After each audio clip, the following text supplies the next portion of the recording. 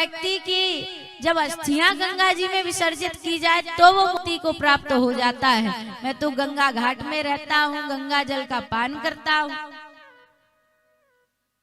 तो आपने बाण मार भी दिया तो मुझे तो मुक्ति मिलना है। और सुनो, अगर मुझे बाण लग गया, मेरी मृत्यु हो गई, तो मेरी पत्नी जो है ना, मेरी धर्म पत्नी आकर के प्रभु के चरणों में गिर करके रोएगी और रो करके कहेगी कि प्रभु आपने अनर्थ कर दिया, और इनको जब दया आएगी तो हो ना हो इनको मेरा अंतिम संस्कार भी करना ही पड़ेगा। तो मेरे तो हो गई जय गंगा मैया की। मुझे कैसा दुख भैया, मार दो, मारना है। जो ऐसी वाणी सुने लक्ष्मण जी ने तो आज अपने बाण को वापस रख लिया, बाण को वापस रख दिया। और लक्ष्मण जी है क्या, शेषनाग, और नाग को कहते हैं काल। जो काल के भी बाण को वापस कर दे उसको कहते हैं निष्काम भक्त। वो केवट था, निष्काम भक्त है केवट। राम जी मुस्कुरा रहे हैं।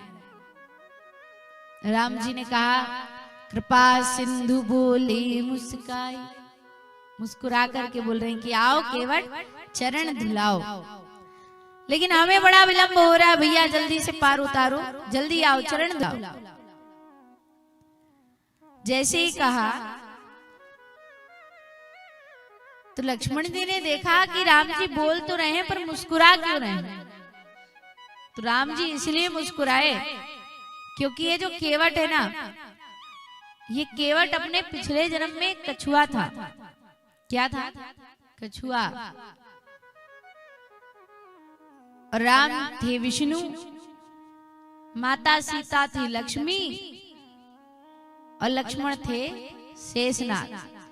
और ये कछुआ बड़ा भक्ति करता था भगवान की। इसने विचार किया कि क्यों ना भगवान के चरण स्पर्श कर ले। क्या इच्छा थी?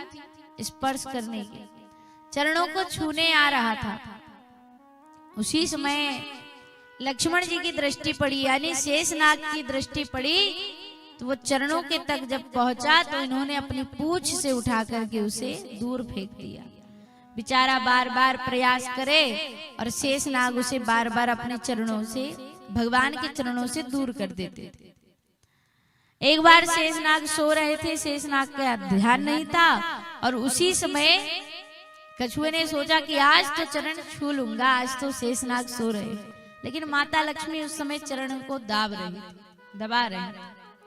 उस समय जब कछुआ पहुंचा तो माता लक्ष्मी ने उस कछुए को अपने हाथ से उठा करके दूर फेंक दिया। लक्ष्मी जी ने भगवान के चरण नहीं छूने दिए। और आज वही कछुआ केवट बन के आया है और चरण छूने की बात नहीं कर रहा। क्या कह रहा है? चरणों को पखारूंगा, धोऊंगा। और अब राम जी जानते हैं ना लक्ष्मण कुछ बोल पाएंगे ना जानकी कुछ बोल पाएंगी, और अब तो केवट मेरे चरणों को धोकर ही मानेगा। इसलिए कृपा सिंधु बोले मुस्कुराई, मुस्कुरा करके कह रहे कि आओ भैया चरण धुलाओ। केवट आया, चरणों को धुलाया। जब चरणों को धो रहा है, देखो केवट की भक्ति से एक शिक्षा ये भी मिलती है कि अगर आपका ये जन्म भजन करते, अगर आपने प्राणों को त्याग दिया तो समझ लेना कि अगला जब जन्म होगा तो जन्म होते से ही भगवान की प्राप्ति हो जाएगी। होगी कि नहीं? कछुए ने प्रयास किया तो चरण तो स्पर्श नहीं कर पाया, लेकिन भगवान की कृपा दृष्टि ही पड़ गई तो वो कछुए से बन के आया मानव, मानव बन करके आया। और जब मानव बन करके आया तो आज चरण धुलाने की बात कर रहा। भगवान ने कहा आओ भैया चरण धुलाओ। जब चरण धुलाने पहुंचा, कटोती में जल लेकर के पहुंचा। कटोती होती कैसी है? गोल। उसमें गंगा जल लेकर के पहुंचा, और आज गंगा जल से प्रभु श्री राम के चरणों को धो रहा है। चरण ऐसे नहीं धो रहा कि कटोती में दोनों पैर रख लिए और चरणों को धुला रहा है। केवट बड़ा चालाक था, पहले एक चरणों को धोता है, रगड़ रगड़ के धो रहा है, रोते जाए धोते जाए, रो भी रहा है और चरणों को धो भी रहा कि आज मैंने अपने जन्मों जन्मांतर के पुण्य प्राप्त कर लिए। जो चरणों की सेवा मिल गई, राम जी के चरणों की सेवा। एक चरण को धोता है, फिर उसको बाहर रखता, फिर दूसरा धोता, फिर देखता कि अरे पहले वाले में तो धूल लग गई, फिर दूसरे को रखा, फिर पहले को रखता है, फिर दूसरे को धोता है। भगवान ने कहा, केवट क्या कर रहा है भाई, ऐसे में तो देरी हो जाएगी, हम गंगा पार कब जाएंगे? तो बोले बात तो सही कह रहे हो प्रभु, लेकिन जब आप एक पैर को बाहर रखते हो दूसरे में रज भर जाती, और दूसरा बाहर रखते हो तो पहले में रज भर जाती। तो बोले एक काम करो, अगर आपको भय है तो एक काम करो कि आप इस कटौती में पैर रख करके खड़े हो जाओ, दोनों पैर रख के। कटौती है नीचे से गोल।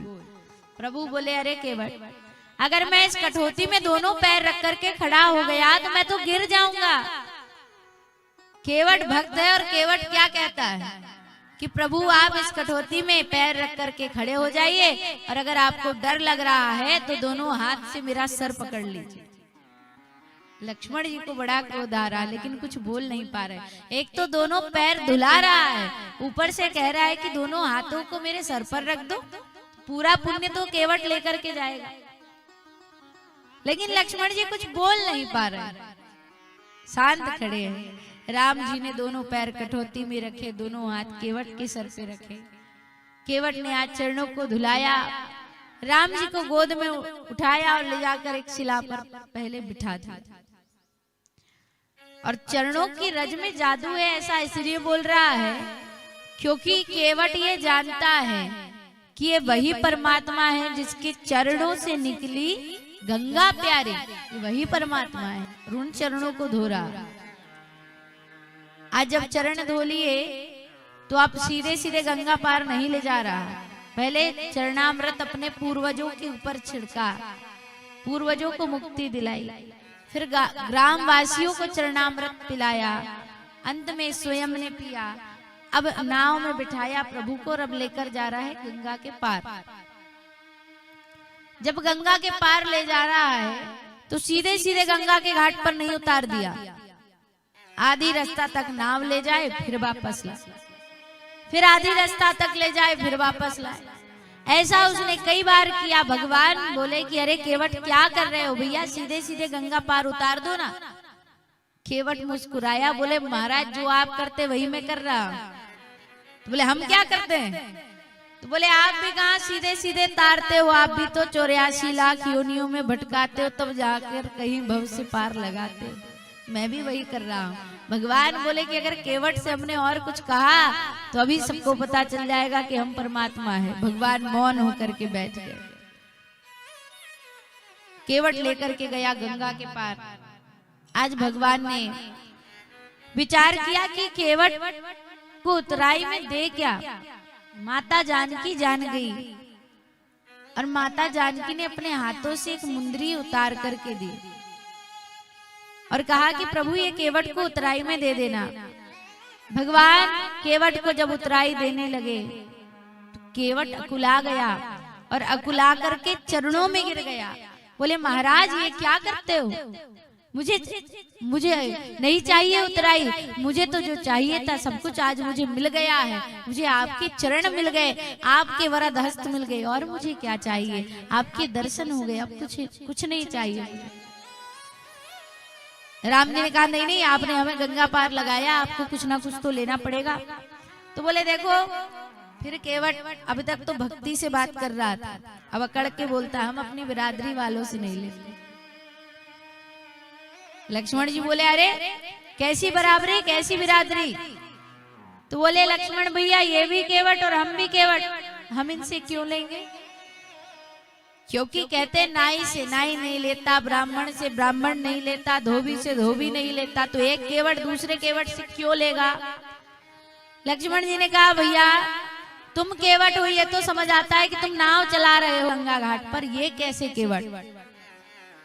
केवट मुस्कुराया और बोला कि लक्ष्मण भैया जो गंगा के घाट पर आता है ना, ये केवट उसे गंगा पार उतारता है, और जब कोई इनके घाट पर जाता है ना तो ये उसे भव से पार उतार देते हैं। इसलिए मैं भी केवट और ये भी केवट। भगवान ने कहा नहीं नहीं केवट तुम्हें लेना तो पड़ेगा, उतराई तो ले ही लो। तो बोले अगर देना चाहते हो तो बस इतना दे दो।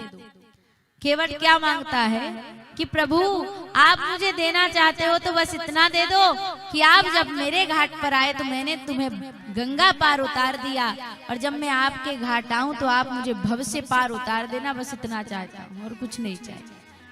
भगवान ने कहा ठीक है।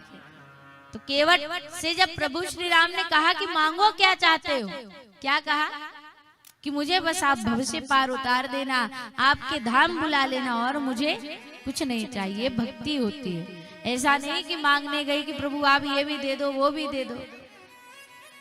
और जो भगवान से कुछ नहीं मांगता उसको भगवान सब कुछ दे देते, क्योंकि बिन मांगे मोती मिले, मांगे मिले ना भीख। भीख भी नहीं मिलती मांगने से, और नहीं मांगो तो भंडार भर जाता है।